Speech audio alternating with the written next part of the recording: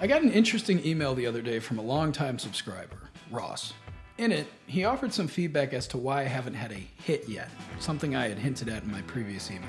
He said, "You change directions a bit too quickly." Ouch. It's valid feedback, but there's a big fat stinky why backing that behavior. Let's go back in time a bit. When I started the Meteor Chef, I didn't have a long-term vision for what I was doing.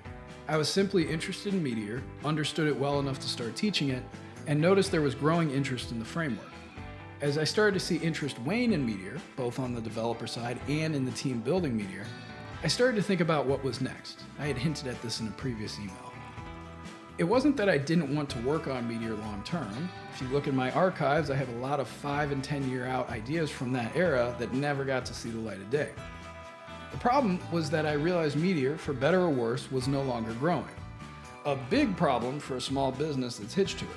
That meant that, in order to keep my own business alive, I had to make a choice. Stay attached to something that had unclear prospects, or move on.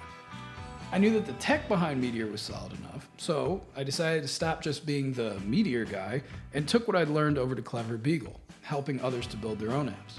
But as the JavaScript ecosystem continued to expand and the routine "why don't we use this" questions piled up, I was faced with the dilemma: start supporting a ton of different frameworks or die.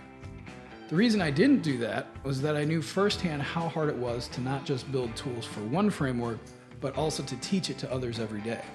Had I gone the multiple frameworks route, I would have been stuck supporting who knows what tech for a long, long time. I say stuck because I would have known in the back of my mind that those were the wrong tools for achieving what my students were after. It'd be a straight up lie. So that's how Joystick came about. I realized that if I took the Steve Jobs walled garden approach for Apple and applied it to JavaScript, I'd be able to think more long term about things. By controlling the tech, I could teach others on a stable ground that would only shift when I wanted it to. That meant, hypothetically, that my business would be far more stable. But to get there, I knew I had to make an insane bet. First, I had to figure out how to build my own framework, and second, how to get people to use it and trust it. This brings us back to Parrot. About 2 years ago, midway through Joystick's development, I realized that just telling people Joystick was great was a no-win strategy. They'd been burned by countless frameworks and developers, and perceptively, I was just another huckster at the code carnival. That's when I figured it out. Instead of trying to teach or convince people that Joystick was great, I'd have to show them.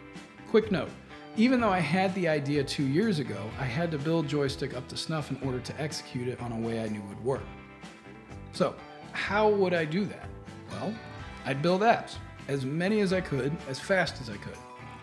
Parrot is the first of several apps I want to build.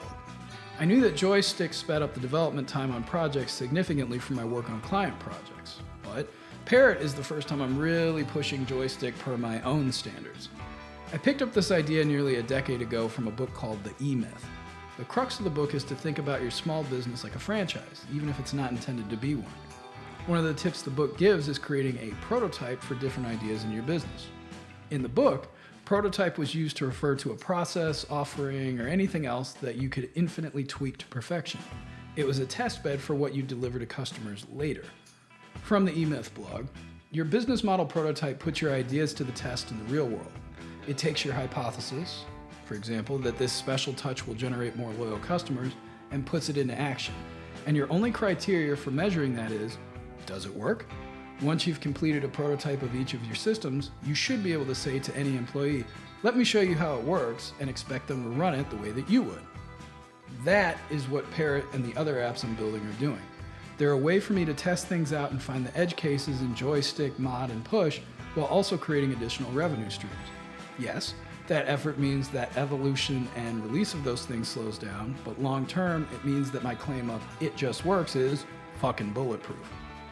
As I've observed the JavaScript landscape over the last few years, I grow increasingly confident in this strategy every day.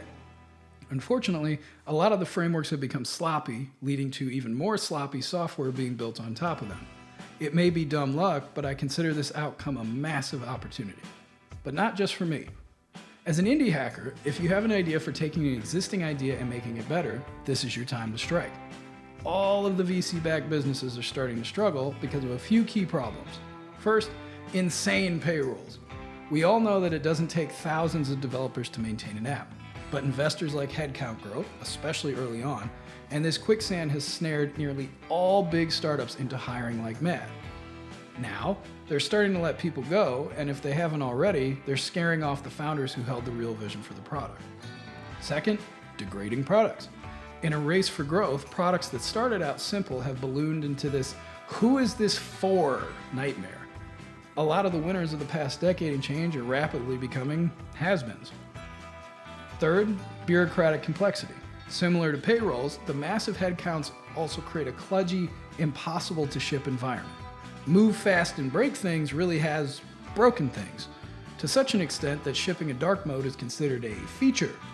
I could go on, but hopefully the point resonates. Amidst all of the economic uncertainty and chaos, now, I'd argue, is the time to find your force multiplier. Development speed, design quality, industry knowledge, whatever, and work it to your advantage. By the time the economic dust settles, you stand a chance to come out on top as a success. That's the bet I'm making. My goal is to take advantage of the VC-created techno-dystopia and create better products. To do it, I'm going to use my own force multiplier of joystick, mod, and push. I know what I've built is solid, but now, as those tools crystallize, I'm moving on to what's next. Show, don't tell.